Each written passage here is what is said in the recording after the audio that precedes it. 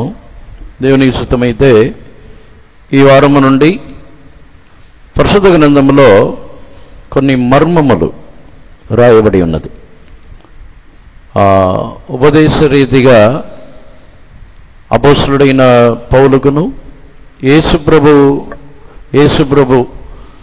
యేసుప్రభు ద్వారా బయలుపరిచిన కొన్ని మర్మములు, అనేక మర్మములు పరిశుద్ధ గ్రంథములో రాయబడి ఉన్నది. వాటిని గురించి ఈ రోజు నుండి మనం ధ్యానించవచ్చు. దేవునికి పరిశుద్ధ నామమునకు స్తోత్రం. అనేక కార్యములు కాలముని బట్టి అది మర్మముగా కాకుండా మార్చబడుచున్నది. దానియేలు గ్రంథమని చదివినప్పుడు దానియేలు గ్రంథములో దేవుడు బయలుపరిచిన కార్యములన్నిటిని గురించి దానియేలుకు చెప్పి ఉన్నారు. దీనిని నీవు దాచి ఉంచవలను, ఒక కాలం వరకు దాచి ఉంచవలనని చెప్పి దానియేలుకి ఆజ్ఞాపించి ఉన్నారు. దానియేలు గ్రంథము 12వ అధ్యాయము 9వ వాక్యమని చదవండి. అతడు ఈ సంగతులు అంత్యకాలము వరకు మరుగుగా ఉండునట్లు ముద్రింపబడినవి కనుక దానియేలు నీవు ఊరుకుండమని చెప్పెను. దానియేలుకి దేవుడు అనేక కార్యములని బయలుపరిచి ఉన్నారు. కానీ ఆ సంగతులన్నీ ముద్రింపబడి ఉన్నది, ఆ సంగతులన్నీ కూడా దాచబడి ఉన్నది. అందుకని దానియేలుని చూసి చెప్పుచున్నారు, నీ ఊరుకుండుము అంటే ఆ కాలమునకు తగిన విధముగా దేవుడు వాటిని బయలుపరచుటకు కోరుకోలేదు. దేవునికి పరిశుద్ధ నామమునకు స్తోత్రం. అపోస్తలుడైన పౌలు కూడా తన పత్రికల్లో రాయించినప్పుడు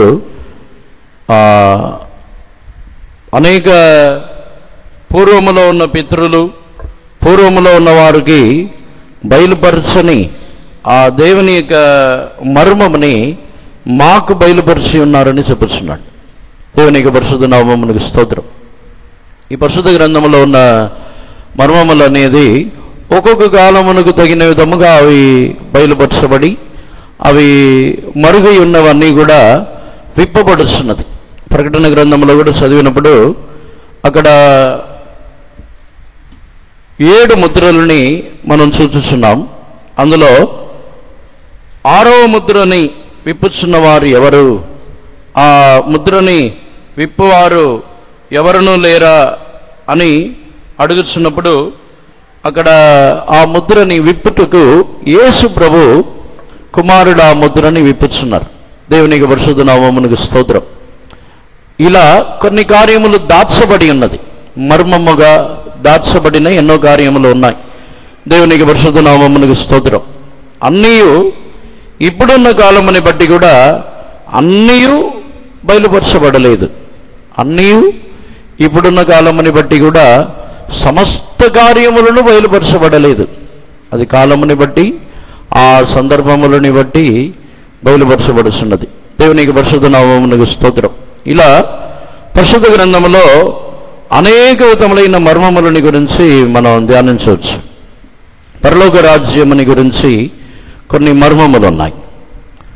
పరలోక రాజ్యం అనేది ఒక రహస్యమైన ఒక కార్యం.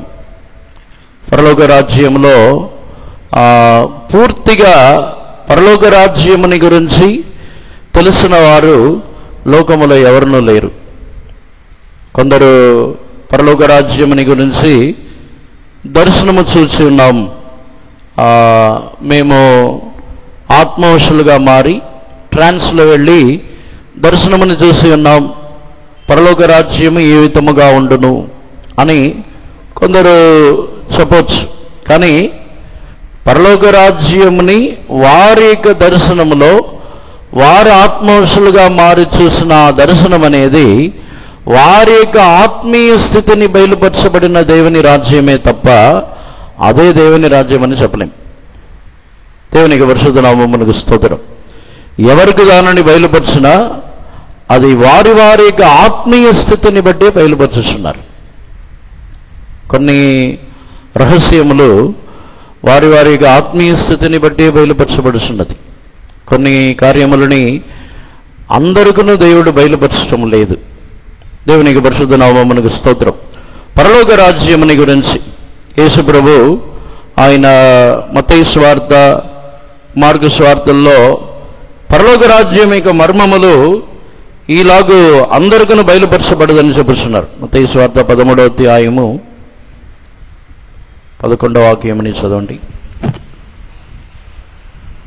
పరలోక రాజ్య మర్మములు ఎరుగుట మీకు అనుగ్రహింపబడి ఉన్నది కనుక గాని వారికి అనుగ్రహింపబడలేదు.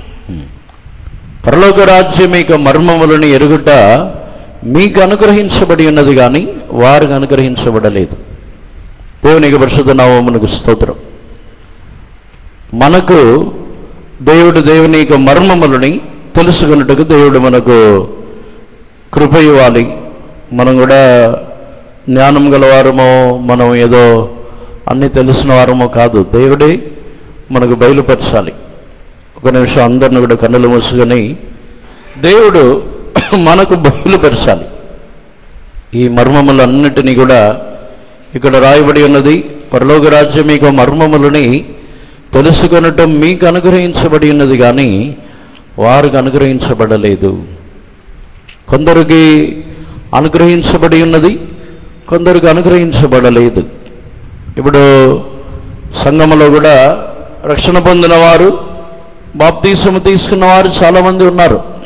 కానీ పరిశుద్ధ గ్రంథములో ఉన్న మర్మములని, పరలోక రాజ్యం యొక్క మర్మములు అన్నీ కూడా వారికి తెలియదు. ఎన్ని సంవత్సరములైనా, ఎన్ని సంవత్సరములుగా వారు దేవుని యొక్క సన్నిధానములకు వచ్చినా కానీ వారికి అనుగ్రహించబడటం లేదు. ఇంకా ఇతర సంఘములలో, అనేక సంఘములలో వారు రక్షణ పొంది ఉన్నారు, భక్తి గలవారై ఉన్నారు. కానీ వారికి కూడా దేవుని యొక్క వాక్యములలో ఉన్న మర్మములు వారికి కూడా తెలియపరచబడటం లేదు. అంటే మనకు అనుగ్రహించబడి ఉన్నదంటే మనము ధన్యులము. ఆ ధన్యతని మనం కాపాడుకోవాలి. రెండవది, మన యొక్క జీవితంలో దేవుని యొక్క అనుగ్రహము లేకపోతే పరిశుద్ధ గ్రంథంలో ఉన్న మర్మములని గురించి మనం అర్థం చేసుకోలేము. ఒకవేళ చెప్పినా మనకు అర్థం కాదు. దేవుని యొక్క అనుగ్రహం మనకు కావాలి. పరిశుద్ధ గ్రంథంలో ఉన్న మర్మములని తెలుసుకున్నట్టుకు దేవుడు మనకు అనుగ్రహించాలి. దేవుని అనుగ్రహం మనకు కావాలి. అందుకొరకు అందరం సరి ఒక నిమిషము పోరాడి ప్రార్థించదము. దేవా స్తోత్రం తండ్రి, పరిశుద్ధ గ్రంథంలో ఉన్న మర్మములు ప్రభా మాకును అనుగ్రహించబడవలన దేవా, మీ అనుగ్రహము మాకు ఇవ్వవలన దేవా. ప్రభా మర్మములన్నీ మా జీవితంలో తెలుసుకున్నట్టుకు ప్రభా మీ అనుగ్రహముని మేము పొందాలి దేవా. స్తోత్రమయ్యా. హల్లెలూయా, హల్లెలూయా. యేసయ్యా అరియాన బకర బలాని ఆరబకర బలాని షుడివికర బలాని ఆరబకర బలాని ఆరబకతురానియా. హల్లెలూయా, హల్లెలూయా. యేసుదేవా స్తోత్రమయ్యా, స్తోత్రమయ్యా. యేసు తండ్రి హల్లెలూయా, హల్లెలూయా, హల్లెలూయా. యేసుదేవా ఆమేన్. హల్లెలూయా. రియాన బకర బలాని షుడివికర బలాని ఆరబకరాని రియాన బకర బలాని ఆరబకతుర బలాని ఆరబకరాని. స్తోత్రమయ్యా యేసయ్యా. హల్లెలూయా, హల్లెలూయా, హల్లెలూయా, హల్లెలూయా. ఆమేన్. యేసు ప్రభు స్తోత్రం, స్తోత్రం. దేవుడే నిశ్చయంగా దేవుని యొక్క వాక్యములలో పరలోక రాజ్యంలో ఉన్న మర్మములని తెలుసుకొనుచున్న ఒక అనుగ్రహం మనకు ఇవ్వబడాలి. దేవుడు మనకు అనుగ్రహించాలి. అందుకొరకు దేవుణ్ణి స్తోత్రించదము. స్తోత్రం దేవా, స్తోత్రం, స్తోత్రం, స్తోత్రం. హల్లెలూయా, హల్లెలూయా, హల్లెలూయా, హల్లెలూయా. స్తోత్రం దేవా, స్తోత్రం, స్తోత్రం, స్తోత్రం, స్తోత్రం, స్తోత్రం దైవమే. హల్లెలూయా, హల్లెలూయా. ఈ ఉపదేశ రీతిగా మనం వెళ్ళటానికి ముందు కొన్ని వాక్యములు ఇంకా అవి రహస్యముగానే ఉంది. ఉదాహరణముగా యేసు ప్రభు ఒక స్త్రీ, ఒక వ్యభిచారములో పట్టబడిన స్త్రీని పరిసయ్యులందరూ తీసుకుని వచ్చి యేసుప్రభు యొద్దకు తీసుకుని వచ్చి ఆమెని రాళ్లతో కొట్టి చంపవలను అని చెప్పినప్పుడు అక్కడ యేసుప్రభు కింద కూర్చొని ఏదో రాయిస్తున్నారు. ఆయన ఏ రాయిస్తున్నారో ఎవరికి తెలియదు. అదొక మర్మముగానే ఉంది. ఏమని రాసి ఉంటారు? యేసుప్రభు ఆ వ్యభిచారములో పట్టబడిన స్త్రీని వాడు చంపాలని, రాళ్లతో కొట్టి చంపాలని చెప్పినప్పుడు కింద నేల మీద కూర్చొని రాయిస్తున్నారు అని వాక్యం ఉంది. ఏమని రాస్తుంటారు?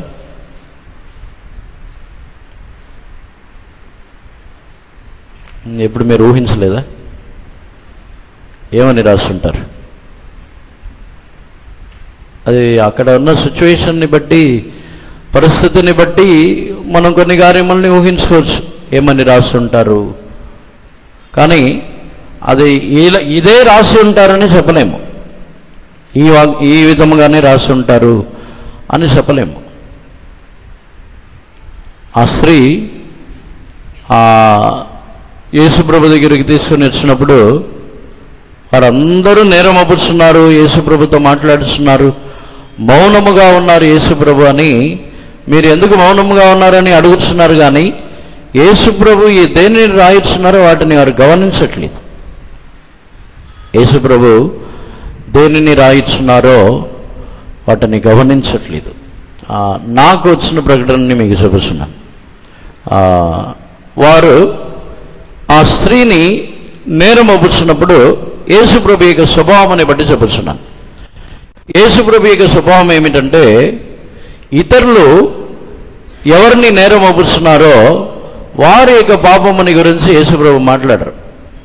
కానీ ఎవరు నేరం అప్పుతున్నారో వారిలో ఉన్న పాపములని గురించి మాట్లాడుతున్నారు.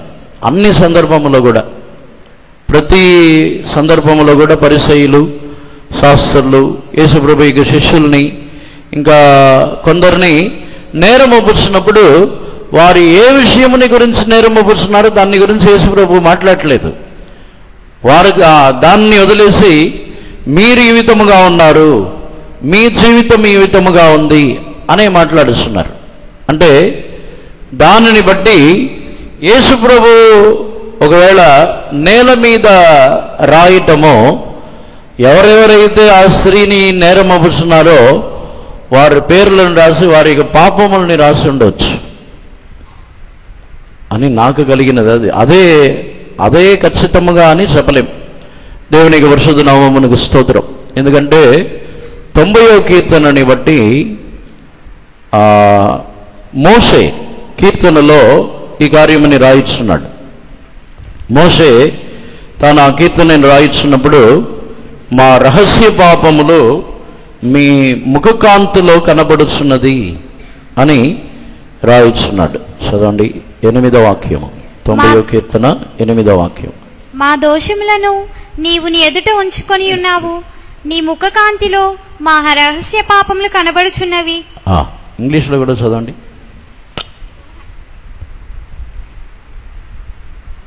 అమ్మాయికి అమ్మా. Thou hast set our iniquities before thee, our secret sins in the light of thy countenance. మీ ముఖకాంతిలో మా రహస్య పాపములు కనబడుచున్నది. ఇప్పుడు వారిలో యేసుప్రభు వారికి తర్వాత చెప్పింది కూడా అదే, మీలో పాపము లేనివాడు రాళ్లతో కొట్టి ఆ స్త్రీని చంపొచ్చుంటున్నాడు. దేవునికి పరిశుద్ధ నామమునకు స్తోత్రం. అంటే వారి యొక్క రహస్య పాపములన్నీ యేసుప్రభుకు తెలుసు. అదే దేవుని యొక్క ముఖకాంతిలో మా యొక్క రహస్య పాపములు అన్నీ కనబడుతున్నది. దేవునికి పరిశుద్ధ నామమునకు స్తోత్రం. అక్కడ ఉన్న ఒకటి ఏమి రాసి ఉన్నారో తెలియదు. దానిలో ఉన్న మర్మం ఏమిటంటే, యేసు ప్రభు అక్కడ మనుషుల యొక్క రహస్య పాపములని ఎవరికైనా ఆయన తెలియపరచడం లేదు. దేవునికి పరిశుద్ధ నామమునకు స్తోత్రం. ఒక వ్యక్తి యొక్క రహస్య పాపముని ఆయన ఏమాత్రం కూడా తెలియపరచడం లేదు.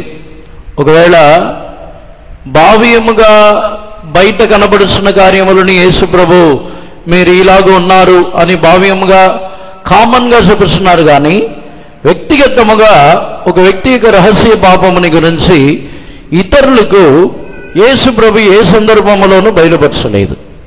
దేవునికి పరిశుద్ధ నామమునకు స్తోత్రం. అందుకే ఒకటి ఆయన నేల మీద రాయిస్తున్నారు.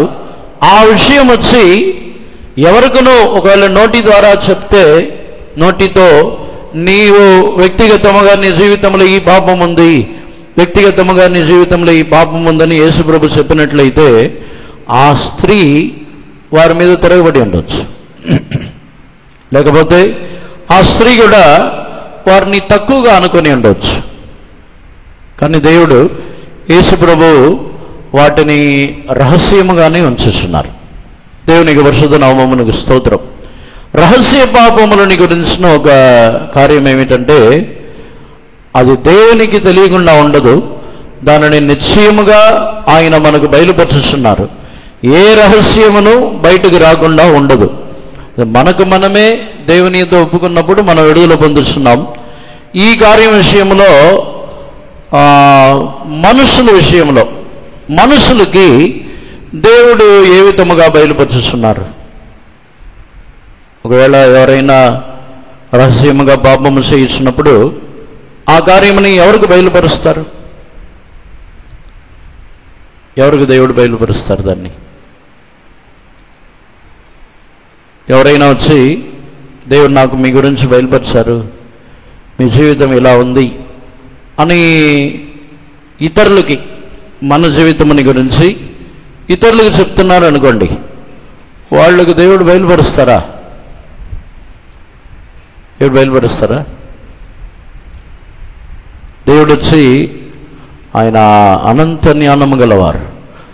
ఆయన వచ్చి ఒక వ్యక్తి యొక్క జీవితముని తానే రహస్యముగా ఉంచినప్పుడు ఆయన మరొక వ్యక్తికి దానిని బయలుపరిచి ఇతరులకు తెలియపరిచే విధముగా చేయరు.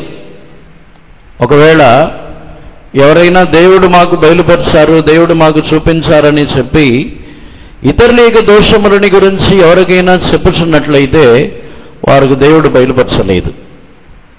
ఎందుకంటే దేవునికి తెలుసు వారు ఇతరులకు చెప్తారా చెప్పరా అని. ఇతరులకు చెప్పేవారైతే దేవుడు బయలుపరచరు, అవి అబద్ధం. నిజముగానే దేవుడు ఒక వ్యక్తి యొక్క రహస్య పాపంలోని బయలుపరచాలంటే వారి యొక్క ఆత్మీయ స్థితి ఏ విధముగా మార్చబడవాలంటే, ఉదాహరణముగా అపోస్తలుడైన యోహానుకి దేవుడు బబిలోను గురించి, బబిలోన్ అనే వేశ్య గురించి, వారి యొక్క తీర్పుని గురించి ప్రకటన గ్రంథంలో బయలుపరుస్తున్నారు. ప్రకటన గ్రంథములో అపోస్తలుడైన యోహానుకి దేవుడు బబిలోని యొక్క పాపము, వారి యొక్క పాపముల అన్నిటిని గురించి బయలుపరచడానికి ముందు అపోస్తలుడైన యోహానులో ఒక క్రియని చేయిస్తున్నారు. అపోస్తలుడైన యోహాను సేవకుడైన వెంటనే, అపోస్తలుడిగా మారిన వెంటనే దేవుడు బయలుపరచలేదు. అపోస్తలుడైన యోహాను కూడా అనేక పరిస్థితులని దాటి తాను కూడా ఆత్మీయ స్థితిలో ఇంకను ఎదిగి, ఇంకను కూడా మహిమ కలిగిన దేవుని ముఖము, ఆ మహిమని దర్శించిన తర్వాతనే జనుల యొక్క సంఘములో ఉన్న కొరతలు, ఇంకా జనుల యొక్క రహస్యమైన కార్యములని అపోస్తలుడైన యోహానుకు బయలుపరుస్తున్నారు. అంటే దాన్ని బట్టి చూసినట్లయితే ఎవరైనా వచ్చి రహస్య పాపములు మాకు బయలుపరచబడి ఉన్నది అని చెప్తే భయపడవలసిన అవసరం లేదు. మనం మారు మనసు పొంది మన యొక్క జీవితంలో మార్చుకునే వాళ్ళను ఎవరికి బయలుపరుచుతున్నారో వాళ్ళు వచ్చి వారు దేవుని ముఖ దర్శనమని చేయించున్నవారు, వారు ఎవరికనూ ఆ కార్యమని తెలియపరచరు. ఆ విషయం దేవునికి తెలుసు. ఒకవేళ నిజముగానే కళల్లోనో దర్శనములోనో ఏమైనా చూసినట్లయితే అది దేవుడు బయలుపరిచినది కాదు, అది సాతానుడి ద్వారా వచ్చినది. దేవుడు ఒక వ్యక్తికి బయలుపరిస్తే వారు ఆ రహస్యమని ఎవరికనూ తెలియపరచరు. ఎందుకంటే దేవుడే దానిని రహస్యంగా ఉంచేస్తున్నారు. దేవునికి పరిశుద్ధ నామమునకు స్తోత్రం. ఈ విషయంలో ఒక కార్యం వచ్చి యేసు ప్రభు యొక్క జీవితంలో ఇది ఒక మర్మమైన ఒక కార్యం. దేవునికి పరిశుద్ధ నామమునకు స్తోత్రం. ఇలా యేసు ప్రభు తాను ఎన్నో మర్మమైన కార్యములు ఉన్నాయి. యేసు ప్రభు యోహాను స్వార్తలో చదివినప్పుడు యోహాను యొక్క శిష్యులు యేసు ప్రభు బస చేయించిన స్థలమునకు వెళ్ళి ఉన్నారు. యోహాను యొక్క శిష్యులు వెళ్ళి, మీరు ఎక్కడ ఉంటున్నారు, మీరు ఎక్కడ బస చేయించున్నారు అని అడిగినప్పుడు యేసు ప్రభు వచ్చి చూడము, నా దగ్గరికి వచ్చి చూడండి అని చెప్పుచున్నారు. వారు వెళ్ళి చూసిన తర్వాత వారు వచ్చి వారు యేసు ప్రభు యొక్క శిష్యులుగా మారుచున్నారు. చదవండి, మొదటి అధ్యాయము 38వ వాక్యం. యోహాను స్వార్త మొదటి అధ్యాయము 38వ వాక్యం. యేసు వెనుకకు తిరిగి వారు తన్ను వెంబడించుట చూచి, మీరేమి వెతుకుచున్నారని వారిని అడుగగా, వారు, రబ్బీ, నీవు ఎక్కడ కాపురం ఉన్నావని ఆయనను అడిగిరి. రబ్బీ అను మాటకు బోధకుడని అర్థము. 39వ వాక్యం. వచ్చి చూడునని ఆయన వారితో చెప్పగా, వారు వెళ్ళి ఆయన కాపురమున్న స్థలము చూచి ఆ దినము ఆయన యొద్ద బస చేసిరి. అప్పుడు పగలు రమారమి 4 గంటల వేళ ఆయను. ఇంగ్లీష్లో. Then Jesus turned and saw them following, and said unto them, What seek ye? They said unto him, Rabbi, which is to say, being interpreted, Master, where dwellest thou? He said unto them, Come and see. They came and saw where he dwelt, and abode with him that day, for it was about the 10th hour. దేవునికి పరిశుద్ధ నామమునకు స్తోత్రం. యేసు ప్రభు ఎక్కడ కాపురం ఉన్నారు అని వారు అడిగి యేసు ప్రభుతో ఆ రాత్రి బస చేసి ఉన్నారు. దానికి తర్వాత నుంచి యేసు ప్రభు యొక్క శిష్యులుగా మారిపోయారు. యేసు ప్రభు కాపురం ఉన్న స్థలమని ఏం చూసి ఉంటారు అక్కడ? యేసు ప్రభు వచ్చి చూడండి అంటున్నారు. ఏమి చెప్పట్లేదు. ఎక్కడ ఉన్నారు, ఏ ప్లేస్లో ఉన్నారు, ఈ ప్లేసు, ఈ ఊరు, ఈ ప్రాంతం, ఇలాంటి స్థలం అని ఏమీ చెప్పట్లేదు. వచ్చి చూడండి అని చెప్పుతున్నారు. వారు వచ్చి చూసిన తర్వాత ఎందుకు యేసు ప్రభు యొక్క శిష్యులుగా మారిపోయారు?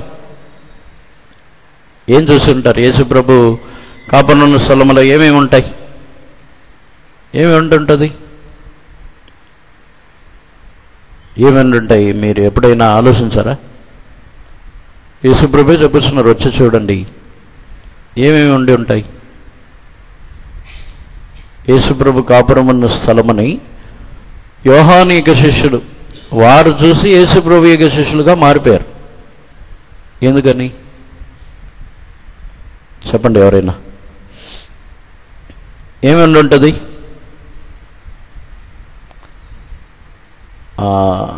నేను దాని గురించి ఆలోచించినప్పుడు వారు యోహాను యొక్క శిష్యులు.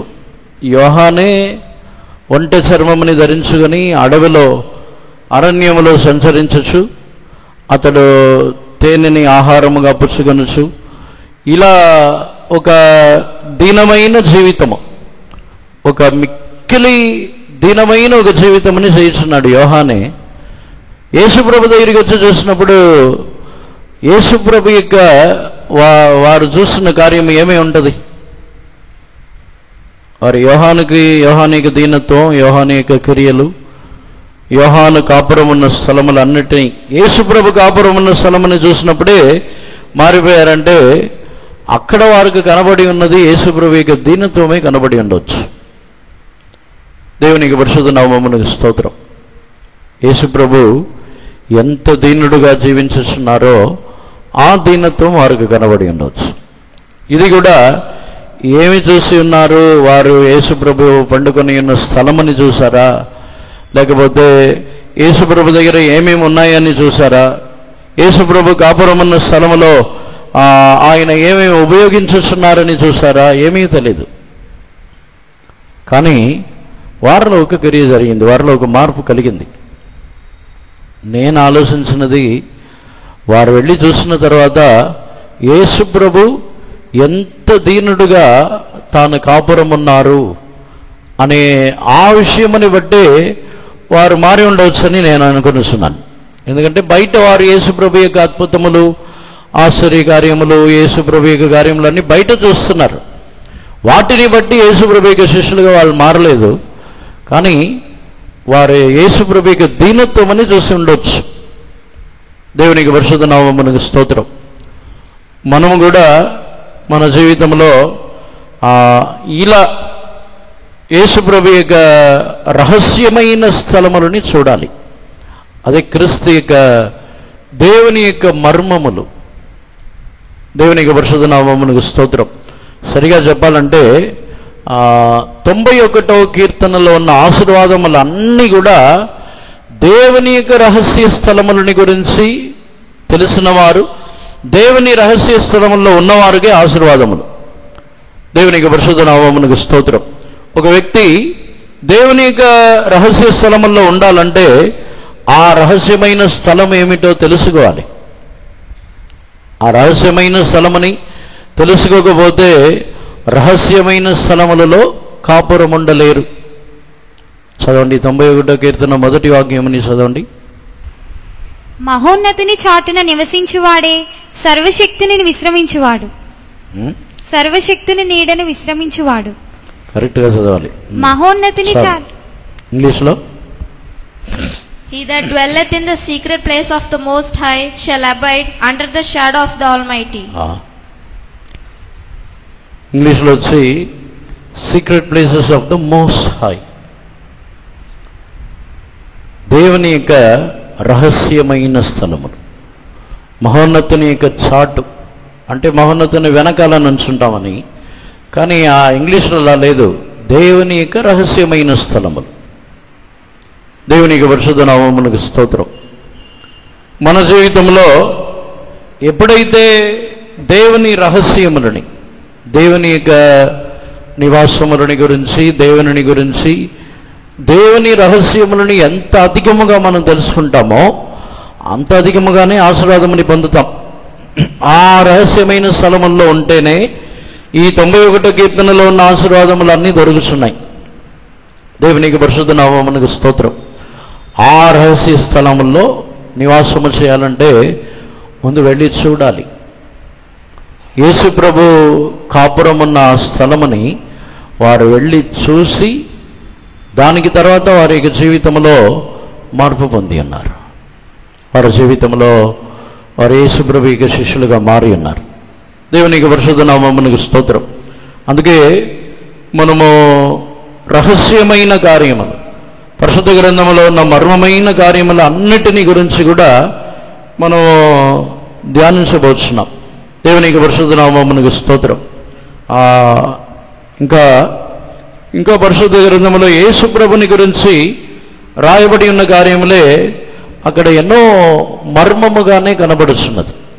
పేతురు రాసిన పత్రికలో చదివినప్పుడు అక్కడ యేసు ప్రభుని గురించి చెప్పబడి ఉన్నది, అవిధేయులైన ఆత్మల యొద్దకు వెళ్ళి ఆయన ప్రకటించి ఉన్నారు అని రాయబడి ఉన్నది. 1 పేతురు 3వ అధ్యాయము 19వ వాక్యము నుండి చదవండి. దేవుని దీర్ఘశాంతము ఇంకా కనిపెట్టుచుండినప్పుడు పూర్వము నోవా ఓడ సిద్ధపరచబడుచుండగా అవిధేయులైన వారి యొద్దకు, అనగా చెరలో ఉన్న ఆత్మల యొద్దకు ఆయన ఆత్మస్వరూపిగానే వెళ్ళి వారికి ప్రకటించెను. By which also he went and preached unto the spirits in prison, which sometime were disobedient, when once the long suffering not God waited in the days of Noah, while the ark was a preparing, wherein few, that is 8 souls, were saved by water. నోవాహు దినములలో అవిధేయులైన ఆత్మలు, అవిధేయులుగా ఉండి చనిపోయారు. వారు ఇప్పుడు పాతాళములో ఉన్నారు. అవిధేయులైన ఆత్మలకు వచ్చి పాతాళములో వెళ్ళి ప్రకటించినా ప్రసంగం చేసినా వారికి పాతాళము నుంచి విడుదల లేదు, పాతాళములోనే ఉంటారు. వారు వచ్చి నరకము నుండి తప్పించబడరు. నోవాహు దినములలో అవిధేయులుగా ఉండి చనిపోయిన వారు నరకము నుండి తప్పించబడరు. అలాగైతే వారికి ఏమని ప్రకటించి ఉంటారు? యేసుప్రభు ఏం ప్రసంగం చేసి ఉంటారు? యేసుప్రభుని గురించి రాయబడి ఉన్నది, ఆయన మరణించిన తర్వాత, చనిపోయిన తర్వాత అవిధేయులైన ఆత్మలు, చెరలో ఉన్నవారిని చెరగా పట్టుకొని పోయింది, అది వేరే సంగతి. చెరలో ఉన్నవారు కొందరు పరిశుద్ధులైన ఆత్మలని ఆయన చెరగా తీసుకుని పరదేశికి వెళ్ళిపోయారు, అది ఒక అనుభవము. కానీ అవిధేయులైన ఆత్మల దగ్గరికి వెళ్ళి ప్రసంగించుతున్నారు. ఇప్పుడు వారికి మారు మనసు లేదు, వారు వచ్చి ఇప్పుడు మారు మనసు పొందినా ప్రయోజనం లేదు. చనిపోయిన తర్వాత ఒక వ్యక్తి మారు మనసు పొందినా ప్రయోజనం ఉండదు. ఇప్పుడు అవిధేయులైన ఆత్మల దగ్గరికి వెళ్ళి యేసు ప్రభు ఏమని ప్రకటించి ఉంటారు, ఏమని ప్రసంగం చేస్తారు? ఎవరైనా చెప్తారా? ఏమని ప్రసంగం చేస్తారు చెప్పండి? ఏం ప్రసంగం చేసి ఉంటారు? వారికి విడుదల లేదు, వాళ్ళు వచ్చి పాతాళం నుంచి ఇప్పుడు బయటికి రాలేరు, పాతాళంలోనే ఉండాలి. అలాగైతే యేసు ప్రభు ఏమని ప్రసంగం చేయాలి? ఏం ప్రసంగం చేసి ఉండొచ్చు? ఇది కూడా ఒక మర్మమే. అక్కడ ఏమని ప్రసంగం చేశారని రాయబడలేదు. అక్కడ యేసుప్రభు యొక్క దేవుని యొక్క దీర్ఘశాంతం అని గురించి పేతురు చెప్పుచున్నాడు. కానీ యేసుప్రభు ఏమని ప్రసంగం చేసి ఉన్నారు అని అక్కడ రాయబడలేదు. ఒకవేళ మనం దాన్ని ఊహించుకొని చూస్తే నా యొక్క ఊహని బట్టి యేసుప్రభు ఏం చెప్పి ఉండొచ్చు అంటే, అంతవరకు వారు పాతాళములో సాతానుడి యొక్క అధికారంలో ఉన్నారు. పాతాళం అనేది యేసుప్రభు యొక్క మరణం వరకు అపవాది యొక్క అధికారంలో ఉంది. యేసుప్రభు యొక్క మరణమునకు తర్వాత ఆ పాతాళం యొక్క అధికారము నాకు వచ్చుచున్నది. పాతాళమని యేసుప్రభు జయించటం ఇలాగే జయించి ఉండొచ్చని నేను అనుకుంటున్నాను. ఆయన ఏదో యుద్ధము చేసి పోరాడి అలా కాదు, వారిని కూడా ప్రేమించి వారికి కూడా ప్రసంగం చేసి జయించారు. అవిధేయులైన ఆత్మలకు కూడా ప్రకటించుతున్నారు. వారికి కూడా తన యొక్క ప్రేమ, తన యొక్క స్వభావము. అక్కడ పేతురు వచ్చి దేవుని యొక్క కోపముని గురించి చెప్పట్లేదు. పేతురు వచ్చి దేవుని యొక్క క్రోధము, శక్తి, బలము వీటిని గురించి చెప్పట్లేదు. దేవుని యొక్క దీర్ఘశాంతం ఇంకను ఉండగా, అంటే అవిధేయులైన ఆత్మల దగ్గరికి వెళ్ళి దీర్ఘశాంతంతో ఏమని ప్రకటిస్తారు? దీర్ఘశాంతముతో ప్రకటించటము వారి యొక్క జీవితంలో కూడా ఇక మీదట నేనే పాతాళమునకును మరణమునకును నేనే అధికారి అని ప్రకటించి ఉండొచ్చు. వేరే ఏమైనా ప్రకటించుంటారా? మీకు తెలిస్తే చెప్పండి. ఎవరైనా ఈ వాక్యములు చదివినప్పుడు ఎప్పుడు ఆలోచించలేదా? యేసుప్రభు గురించే రాయబడి ఉన్న కార్యములు ఇవన్నీ కూడా యేసుప్రభు గురించే రాయబడి ఉన్న కార్యములు. కొన్ని మర్మముగానే ఉంటుంది. యోహాను సువార్తలో కూడా యేసుప్రభు తాను మరణించి పునరుత్థానం చెందిన తర్వాత మరియా యేసుప్రభుని వెతుకుచూ వెళ్ళింది. యేసుప్రభుని వెతుకుచూ వెళ్ళి ఆయన ఎవరో అని తెలియకుండా ఉంది. తెలిసిన వెంటనే రబూని అని చెప్పి యేసుప్రభు దగ్గరికి వెళ్ళిన వెంటనే నన్ను ముట్టుకోవద్దు అంటున్నారు. ఎందుకు ముట్టుకోవద్దు అంటున్నారు?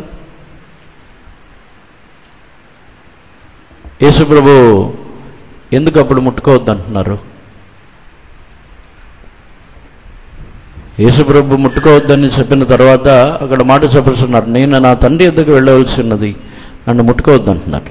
చదవండి వాక్యముని. యోహాను సువార్త 20వ అధ్యాయము 17వ వాక్యముని చదవండి. యేసు ఆమెతో, నేను ఇంకనూ తండ్రి యొద్దకు ఎక్కిపోలేదు గనుక నన్ను ముట్టుకొనవద్దు. అయితే నా సహోదరుల యొద్దకు వెళ్ళి నా తండ్రియు మీ తండ్రియు నా దేవుడును మీ దేవుడునైన వాని యొద్దకు ఎక్కిపోవచ్చున్నానని వారితో చెప్పుమనెను. ఇంగ్లీష్లో. Jesus said unto her, touch me not, for I am not yet ascended to my Father, but go to my brethren and say unto them, I ascend unto my Father and your Father, and to my God and your God. నేను నా తండ్రి యొద్దకు ఎక్కిపోలేదు కనుక నన్ను ముట్టుకోవద్దు అంటున్నారు. ఎందుకని?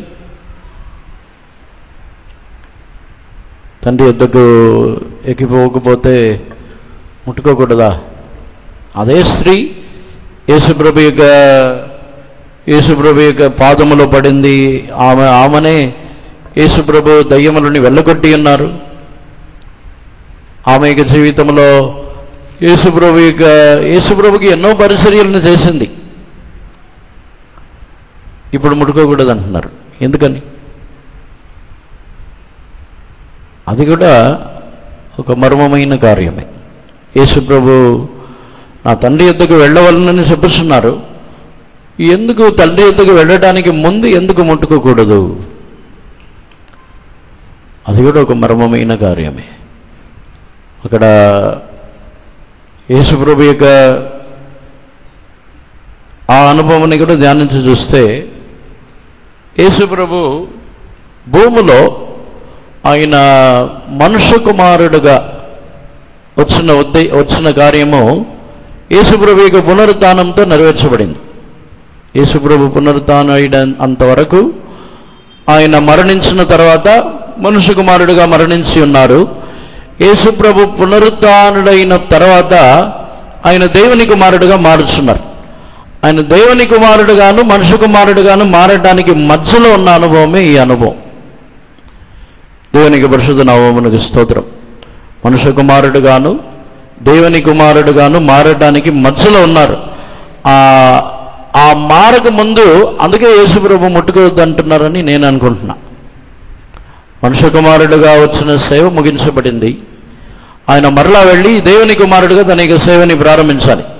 పునరుత్థానమునకు తర్వాత ఉన్న సేవ వచ్చి దేవుని కుమారుని యొక్క సేవ. పునరుత్థానమునకు ముందున్న సేవ వచ్చి మనుష్య కుమారుని యొక్క సేవ, మనుష్య కుమారుని యొక్క జీవితము.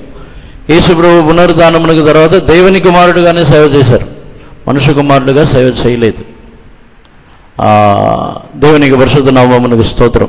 దేవునికి చిత్తమైతే ఈ కార్యములని గురించి తర్వాత మనం వివరంగా ధ్యానించవచ్చు సందర్భముని బట్టి. ఇవన్నీ ఎందుకు చూపిస్తున్నానంటే, ఇలా యేసు ప్రభుని గురించిన కార్యములే ఎన్నో కార్యములు మనకు దాని గురించి క్లియర్గా లేకుండా అదొక మర్మముగానే ఉంది, అదొక రహస్యముగానే ఉంది. ఒక్కొక్కరికి ఈ విషయంలో ఒక్కొక్కరి యొక్క ఈ అనుభవము కూడా ఒక్కొక్కరి యొక్క ఆత్మీయ పరిస్థితిని బట్టి వారికి బయలుపరచబడింది. దేవునికి పరిశుద్ధ నామమునకు స్తోత్రం. కొందరు చెప్పటం అని నేను విన్నాను. యేసు ప్రభు నేల మీద ఏమని రాసి ఉన్నారు అని వారు చెప్పిన విషయం ఏంటంటే, ఆ స్త్రీ యొక్క పాపము క్షమించబడి ఉన్నది, నీ పాపము క్షమించబడి ఉన్నదని రాసి ఉన్నారని కొందరు చెప్పటం. కొందరు వచ్చి వేరే ఏమో రాసి ఉన్నారని, ఇలా ఎన్నో కార్యములు, ఎన్నో విధములైన నేనే మెస్సయ్యా అని రాసి ఉన్నారని, ఇలా చాలా విధములుగా చెబుతున్నారు. అది ఒక్కొక్కరి యొక్క ఆత్మీయ జీవితముని బట్టి వారు ఎంత ఎదిగి ఉన్నారో ఆ విధముగా బయలుపరచబడి ఉన్న కార్యములు. దేవునికి పరిశుద్ధ నామమునకు స్తోత్రం. ఇలా యేసు ప్రభుని గురించిన కార్యములే ఎన్నో కార్యములు మర్మముగానే ఉంది. యేసు ప్రభుని గురించిన కార్యములు అది దాచబడి ఉన్నది. దేవునికి పరిశుద్ధ నామమునకు స్తోత్రం. ఇలా ఎన్నో కార్యములు పరిశుద్ధ గ్రంథములో దాచబడి ఉన్న కార్యములు ఉన్నాయి. అందువల్ల దేవునికి చిత్తమైతే మనం కన్వెన్షన్ తర్వాత నుండి కొన్ని మర్మములని గురించి ఉపదేశ ప్రకారముగా మనం ధ్యానించవచ్చు. ఉపదేశ రీతిగా ధ్యానించినట్లయితే పరిశుద్ధ గ్రంథంలో పరలోక రాజ్యముని గురించిన మర్మములు రాయబడి ఉన్నది. పరలోక రాజ్యముని గురించి కొన్ని మర్మములు, అవి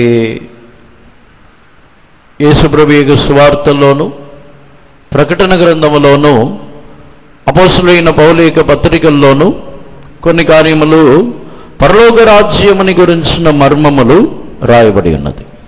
దేవునికి పరిశుద్ధ నామమునకు స్తోత్రం. రెండవది యేసు ప్రభుని గురించిన కొన్ని రహస్యములు. యేసు ప్రభు యొక్క జన్మము అదొక రహస్యం. యేసు ప్రభు యొక్క మరణము, యేసు ప్రభుని గురించిన కొన్ని రహస్యములు, అవి పరిశుద్ధ గ్రంథంలో రాయబడి ఉన్నది. ఇంకా సంఘముని గురించిన మర్మం ఉంది. అపోస్తలుడైన పౌలు ఎఫెసీయులకు రాయిస్తున్నాడు, ఈ మర్మము గొప్పది, సంగముని గురించి నేను రాయిస్తున్నాను అని సంగముని గురించిన మర్మములని చెప్పుచున్నాడు. తర్వాత పునరుత్థానముని గురించిన మర్మములు ఉన్నాయి. క్రిస్తీయ పునరుత్థానము, మృతుల పునరుత్థానము, పునరుత్థానములో ఉన్న ఎన్నో మర్మములు ఉన్నాయి. దేవుని యొక్క చిత్తము, దేవుని చిత్తముని గురించిన మర్మములు. మొదటిది పరలోక రాజ్యముని గురించిన మర్మము, రెండవదిగా యేసు ప్రభుని గురించిన మర్మములు, మూడవదిగా పునరుత్థానముని గురించిన మర్మములు, నాలుగవదిగా దేవుని యొక్క చిత్తముని గురించిన మర్మములు, ఐదవది సంఘముని గురించిన మర్మములు, ఆరవదిగా విశ్వాసముని గురించిన మర్మములు. విశ్వాస మర్మము, విశ్వాస జీవితముని గురించి, విశ్వాసముని గురించి కొన్ని మర్మములు ఉన్నాయి. దేవునికి పరిశుద్ధ నామమునకు స్తోత్రం. ఏడవదిగా మన యొక్క సువార్తని గురించిన కొన్ని మర్మములు ఉన్నాయి. దేవుని యొక్క సువార్తని గురించి కొన్ని మర్మములు అపొస్తలుడైన పౌలుకి బయలుపరచబడి ఉన్నది. దేవునికి పరిశుద్ధ నామమునకు స్తోత్రం. అదేవిధముగా దైవభక్తిని గురించిన కొన్ని మర్మములు ఉన్నాయి. అదేవిధముగా అక్రమము, అతిక్రమము, అక్రమము చేయవాడు, ధర్మ విరోధని గురించిన ఒక మర్మం ఉంది. ఇంకా ఇశ్రాయేల్ జనులని గురించిన కొన్ని మర్మములు ఉన్నాయి. ఇశ్రాయేల్ జనుల యొక్క జీవితంలో సంభవించబోతున్న కార్యములని గురించి కొన్ని మర్మములు ఉన్నాయి. రాబోతున్న నిత్యముని గురించి కొన్ని మర్మములు ఉన్నాయి. ఇలా ఎన్నో మర్మములు ఉపదేశ రీతిగా మనం దేవునికి సిద్ధమైతే వచ్చే వారముల్లో కొనసాగుతూ మనము ధ్యానించవచ్చు. దేవునికి పరిశుద్ధ నామమునకు స్తోత్రం. ఇందులో యేసు ప్రభు మొదటి కార్యమని కొంచెము సమయం కొంచెముగా ఉంది కాబట్టి కొంచెం పరలోక రాజ్యముని గురించిన మర్మములని గురించి యేసు ప్రభు ఒక విత్తనముతో పోల్చి పరలోక రాజ్యం యొక్క మర్మములని గురించి చెప్పి ఉన్నారు. విత్తనముతో పోల్చి ఉన్నారు. పరలోక రాజ్యముని గురించి ముత్యములతో పోల్చి ఉన్నారు. పరలోక రాజ్యము ఒక విలువైన ఫలములకు పోల్చి ఉన్నారు. ఇలా పరలోక రాజ్యముని అనేక కార్యములతో పోల్చి ఉన్నారు. దేవునికి పరిశుద్ధ నామమునకు స్తోత్రం. దాన్ని బట్టి చూసినట్లయితే పరలోక రాజ్యం యొక్క మర్మములని గురించి యేసు ప్రభు విత్తనములతో పోల్చవలసిన అవసరమే ఉంది. దేవునికి పరిశుద్ధ నామమునకు స్తోత్రం. ఒక విత్తనముతో ఆ విత్తనములని గురించి మనం చదివినప్పుడు అది కొన్ని రాతి నేలలో, కొన్ని మార్గ మధ్యలో, కొన్ని మంచి నేలలో పడి ఉన్నది అని మనం చదువుతున్నాం. విత్తనములతో ఎందుకు యేసు ప్రభు పోల్చాలి? దేవునికి పరిశుద్ధ నామమునకు స్తోత్రం. విత్తనములతో ఆ మర్మమని పోల్చడానికి కారణం ఏమిటంటే విత్తనములు అన్నీ ఒకే విధమైన ఆ శరీరమని పుట్టించదు. ఇప్పుడు వరి విత్తనం అంటే వరి పొలములో వరి పంటని పండించినప్పుడు ఆ విత్తనములను వేసిన తర్వాత అన్నీ ఒకేలాగా ఎదగదు, అన్నీ ఒకే రూపంలో కూడా ఉండదు. ఒక్కొక్క దానికి ఒక్కొక్క రూపము, ఒక్కొక్క డైరెక్షన్లో ఒక్కొక్క విధముగా ఎదుగుతున్నది. దేవునికి పరిశుద్ధ నామమునకు స్తోత్రం. ఒక్కొక్క దానికి ఒక ఎత్తు, తక్కువ, పెరిగి, చిన్నగా, లావుగా, అది వేరే రూపంలో ఇలా మారుతూనే ఉంటుంది. దేవునికి పరిశుద్ధ నామమునకు స్తోత్రం. పరలోక రాజ్యములో ఉన్న కార్యములు కూడా ఆయన విత్తనములతో పోల్చడానికి కారణమే ప్రతి ఒక్కరి యొక్క వ్యక్తిగతమైన జీవితమని బట్టి ఆ పరలోక రాజ్యంలో వారు పొందుతున్న ప్రతిఫలములు మారుచున్నది. వారి యొక్క ఎదుగుదల మారుచున్నది, వారి యొక్క రూపం మారుచున్నది, వారి యొక్క పరిస్థితులు అన్నీ కూడా మార్చబడుచున్నది. దేవునికి పరిశుద్ధ నామమునకు స్తోత్రం. అందుకే యేసు ప్రభు పరలోక రాజ్యం యొక్క మర్మములని విత్తనములతో పోల్చి ఉన్నారు. ఇందులో పరలోక రాజ్యం యొక్క మర్మములని పోల్చినప్పుడు అన్నీ కూడా బయట కనబడుతున్న కార్యములను యేసుప్రభు చెప్పట్లేదు. భావ్యంగా కనబడుతున్న కార్యములు కాదు, అన్నీ కూడా నేలలో విత్తబడి అది కప్పబడాలి, దాచబడాలి. ముత్యములు దాచబడినది, విలువైన ఆ ముత్యములు దాచబడి ఉన్న విలువైన సంపదలు కూడా ఒక మంచి ఫలములో దాచబడి ఉన్నది. ఇవన్నీ కూడా దాచబడిన కార్యములే. విత్తనములైన, ముత్యములైన, విలువైన సంపదలైన దాచబడిన కార్యములే.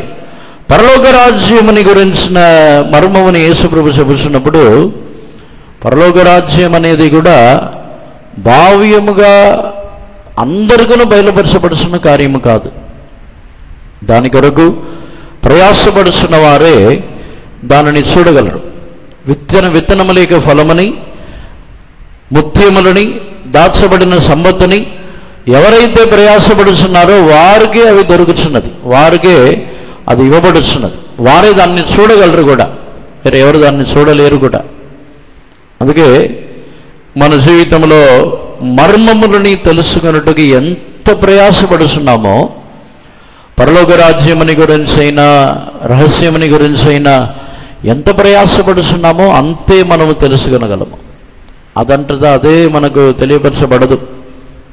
ఇన్ని సంవత్సరాలు ఉన్నాను, ఇన్ని సంవత్సరాలుగా నేను సేవకుడుగా, విశ్వాసిగా ఉన్నాను, ఇన్ని సంవత్సరాలుగా ఉన్నాను కాబట్టి అన్నీ తెలుస్తుందని చెప్పలేం. సంవత్సరాలని బట్టి తెలియదు, అది వచ్చి మనకి ప్రయాసము. అంటే మనము దాని కొరకు ప్రయాసపడుతున్నప్పుడు ఆ దాచబడినవి మనకు తెలుస్తుంది. అంతవరకు తెలియదు, అంతవరకు దాన్ని తెలుసుకోలేము, గ్రహించలేము. దాన్ని గురించి దేవుడు కూడా మనకు బయలుపరచరు, దేవుడు కూడా మనకు చెప్పరు. దేవునికి పరిశుద్ధ నామమునకు స్తోత్రం. దానియేలుకును యోసేపుకును వీరందరికీ కూడా మర్మములు బయలుపరచబడి ఉన్నది. వారికి ఎందుకు మర్మములని దేవుడు బయలుపరిచి ఉన్నారంటే, వారు దాని కొరకు దేవుని యొద్ద వేడుకొనుచున్నారు. నెబుకద్నెజరు యొక్క కళని చూసిన తర్వాత, కళని నేను చెప్పనంటున్నాడు. చెప్పకపోతే ఈ ప్రవక్తలో జ్ఞానులు ఎవరన్నా చెప్పకపోతే వారిని చంపేస్తానంటున్నాడు. ఆ సమయంలో వారు దేవుని యొద్ద వేడుకొనుచున్నారు. దానియేలు చెబుతున్నాడు, రహస్యములని బయలుపరచుచున్న దేవుడు, మర్మములని బయలుపరచుచున్న దేవుడు నీకు ఇలాగ బయలుపరిచి ఉన్నారు. దేవునికి పరిశుద్ధ నామమునకు స్తోత్రం. మనము ఎంతగా దేవుని యొద్ద వేడుకొనుచు ప్రయాసపడుచున్నామో అంతే దేవుడు మనకి జీవితంలో బయలుపరుచుతున్నారు. అందువల్ల కొనసాగుతూ వచ్చే వారంలో దేవునికి సిద్ధమైతే బైబిల్ స్టడీ ఉండదు, చెన్నై కన్వెన్షన్ కాబట్టి వచ్చే వారము ఆరాధన జరిగింది. దేవుడు కొనసాగుతూ ఈ మర్మములన్నిటిని గురించి తేటగా మనకు దేవుడే బయలుపరచాలి. ఇది మన యొక్క సొంత జ్ఞానముని బట్టి తెలిసే కార్యము కాదు. దేవుని రాజ్యముని గురించి అయినా, దేన్ని గురించి అయినా సరే, ఇది నాకు తెలుసు, ఇది నాకు దేవుడు బయలుపరిచి ఉన్నారు, ఇది ఎప్పుడో నాకు తెలుసు అని దానితో ఆగిపోవటం కూడా లేదు. ఒకప్పుడు బయలుపరిచిన కార్యము అంతటితో ఆగిపోదు. దానిలో ఇంకనూ లోతైన కార్యములు, ఇంకనూ విశేషమైన కార్యములని దేవుడు మనకు బయలుపరుస్తున్నారు. దాని కొరకు మనం వేడుకోవాలి. దేవుడు కొనసాగుతూ మన యొక్క జీవితంలో పరిశుద్ధ గ్రంథంలో ఉన్న మర్మములు, ఇంకను దేవుని యొద్ద దాచబడి ఉన్న మర్మములు అన్నిటినీ దేవుడు మనకు బయలుపరచాలి. పౌలుకు దేవుడు కొన్ని కార్యములని బయలుపరిచి ఉన్నారు, అపోస్తుడైన యోహానుకు బయలుపరిచి ఉన్నారు, పేతురుకు బయలుపరిచి ఉన్నారు, అపోస్తులైన వారు చాలామందికి ఎన్నో మర్మములను బయలుపరిచి ఉన్నారు. నిశ్చయంగా మనకు కూడా దేవుడు ఆ మర్మములను బయలుపరుస్తున్నారు. మనం ప్రయాసపడి వాంఛతో వెతికినప్పుడు అవి దొరుకుతున్నది. దేవుడు మనందరికీ కూడా పరిశుద్ధ గ్రంథంలో ఉన్న మర్మములని వెతికి తెలుసుకొనుచున్న ఒక వాంఛని దేవుడు మనకు దయచేయాలి. అందుకొరకు అందరిని శరీదేవుని స్తోత్రించుదాము. స్తోత్రం దేవా, స్తోత్రం స్తోత్రం స్తోత్రం స్తోత్రం. హల్లెలూయా.